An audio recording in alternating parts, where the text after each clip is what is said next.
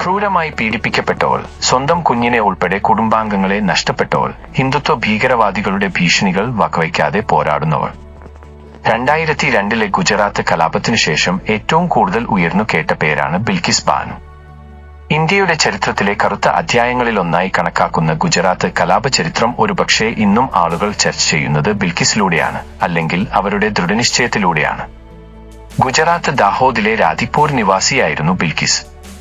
3.5 വയസ്സുകാരിയായ സലേഹയുടെ അമ്മയും 5 മാസം ഗർഭിണിയുമായിരുന്നു ഗുജറാത്ത് കലാപം നടക്കുമ്പോൾ ബിൽക്കിസ് ബാനു. അന്ന് ബിൽക്കിസിന് വയസ്സ് 21. അയോധ്യയിൽ നിന്ന് മടങ്ങുകയായിരുന്ന 59 കർസേവകർ 2002 ഫെബ്രുവരി 27 ഗോത്ര റെയിൽവേ സ്റ്റേഷനിൽ സബർമതി എക്സ്പ്രസിലെ SR കോച്ചിലുണ്ടായ അഗ്നിബാധയിൽ കൊല്ലപ്പെട്ടതിനെ തുടർന്നാണ് ഗുജറാത്ത് കലാപമുണ്ടാകുന്നത്. സംഘപരിവാർ പ്രവർത്തകർ മുസ്ലിങ്ങളെ തേടിപ്പിടിച്ച് കൊലപ്പെടുത്തുകയായിരുന്നു. കലാപത്തിലെ നടക്കുന്ന ദൃശ്യങ്ങൾ കണ്ടും കേട്ടും പേടിച്ച ബിൽക്കിസും മകളും 15 കുടുംബാംഗങ്ങളും ഫെബ്രുവരി 28 രാധിപൂരിൽ നിന്ന് പലായനം ചെയ്തു. മാർച്ച് 3 ബിൽക്കിസും കുടുംബവും ചപ്പാർവഡ് ഗ്രാമത്തിലെത്തി. രക്ഷപ്പെട്ടുവെന്ന് കരുതിയ അവർ എത്തിയത് കലാപകാരികൾക്ക് മുന്നിൽ. അനുഭവിക്കേണ്ടി വന്നത് കൊടിയ മർദ്ദനം. വാളുകളും വടികളും കൊണ്ട് 20-30 അംഗങ്ങളുള്ള സംഘം അവരെ ക്രൂരമായി ആക്രമിക്കുകയായിരുന്നുവെന്നാണ് കുറ്റപത്രങ്ങൾ സൂചിപ്പിക്കുന്നത്. മർദ്ദനത്തിനൊടുവിൽ ബിൽക്കിസും മാതാവും മറ്റു 3 സ്ത്രീകളും ക്രൂരമായി ബലാത്സംഗത്തിനിരയായി. പലായനം ചെയ്ത 17 അംഗ മുസ്ലിം കുടുംബത്തിലെ 8 പേര് കൊല്ലപ്പെടുകയും 6 പേരെ കാണാതാവുകയും ചെയ്തു. ചുറ്റിലും ഉയരുന്ന തീയും നിലവിളി ശബ്ദങ്ങളും എന്താണെന്ന് പോലും മനസ്സിലാക്കാൻ പറ്റാത്ത ബിൽക്കിസിന്റെ 3.5 വയസ്സുള്ള മകൾ സലേഹയെ തലക്കടിച്ചായിരുന്നു അക്രമകാരികൾ ഇല്ലാതാക്കിയത്. അന്ന് രക്ഷപ്പെട്ടത് ബിൽക്കിസും മറ്റൊരു 3 വയസ്സുകാരിയും ഒരു പുരുഷനും മാത്രമായിരുന്നു. ആക്രമണത്തിനു ശേഷം 3 മണിക്കൂർ നേരം ബിൽക്കിസ് അബോധാവസ്ഥയിലായിരുന്നു. ബോധം വന്ന ശേഷം ജീവിതത്തിലേക്ക് തിരിച്ചെത്തിയെന്ന് മനസ്സിലാക്കിയ ബിൽക്കിസ് ബാനു തളരാതെ പോരാടാൻ തീരുമാനിച്ചു. ഒരു ആദിവാസി സ്ത്രീയിൽ നിന്ന് തുണി വാങ്ങി ധരിച്ച ബിൽക്കിസ് സുരക്ഷാ ഉദ്യോഗസ്ഥനെ കാണുകയും ലിംഖേഡ് പോലീസ് സ്റ്റേഷനിലെത്തി മുതിർന്ന കോൺസ്റ്റബിൾ സോമാഭായ് ഗോരിക്ക് പരാതി നൽകുകയും ചെയ്തു. എന്നാൽ ബിൽക്കിസ് നൽകിയ പരാതി സോമാഭായ് ഗോരി വെട്ടിച്ചുരുക്കിയതായി CBI കണ്ടെത്തി. അതിക്രൂരമായ ബലാത്സംഗത്തിനിരയായിട്ടും ഗോത്ര ദുരിതാശ്വാസ ക്യാമ്പിലെത്തിയ ശേഷമാണ് ബിൽക്കിസ് ബാനുവിനെ വൈദ്യപരിശോധനയ്ക്ക് വിധേയമാക്കുന്നത്. കേസിൽ പുരോഗതിയില്ലാത്തതിനാൽ ബാനു ദേശീയ മനുഷ്യാവകാശ കമ്മീഷനെ സമീപിക്കുകയും തുടർന്ന് സുപ്രീം കോടതി CBI അന്വേഷണത്തിന് ഉത്തരവിടുകയും ചെയ്തു.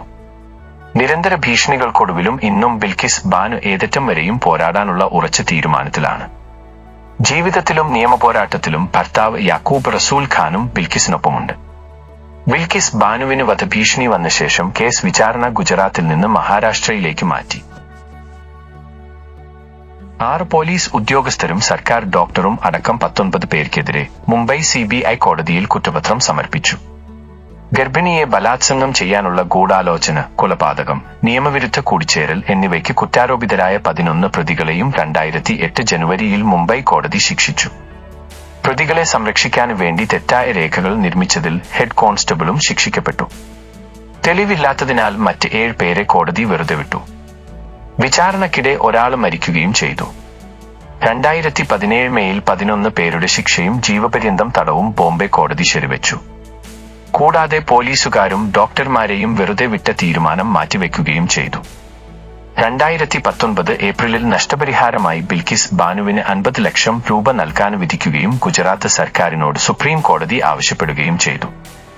അതേസമയം ജയിലിൽ 15 വർഷം പൂർത്തിയായെന്നും വിടണമെന്ന് ആവശ്യപ്പെട്ട് പ്രതികളിൽ ഒരാൾ സുപ്രീം കോടതിയെ സമീപിച്ചിരുന്നു. വിഷയത്തിൽ തീരുമാനമെടുക്കാൻ സുപ്രീം കോടതി ഗുജറാത്ത് സർക്കാരിന് നിർദ്ദേശം നൽകി. തുടർന്ന് ഗുജറാത്തിലെ BJP സർക്കാർ 2022 11 പേരെയും വെറുതെ വിട്ടേക്കുകയായിരുന്നു. 15 വർഷത്തിലേറെയായി ജയിലിൽ കഴിഞ്ഞെന്ന കാരണം ചൂണ്ടിക്കാട്ടിയാണ് പ്രതികളെ 2022 ഓഗസ്റ്റിൽ ഗുജറാത്ത് സർക്കാർ വെറുതെ വിട്ടത്. കൂടാതെ ലഡു നൽകിയാണ് ഗുജറാത്തിലെ BJP നേതൃത്വം പ്രതികളെ സ്വീകരിച്ചത്. അവിടെയും തളരാത്ത ബിൽക്കിസ് ഗുജറാത്ത് സർക്കാരിന്റെ തീരുമാനത്തെ ചോദ്യം ചെയ്ത് സുപ്രീം കോടതിയെ സമീപിക്കുകയായിരുന്നു.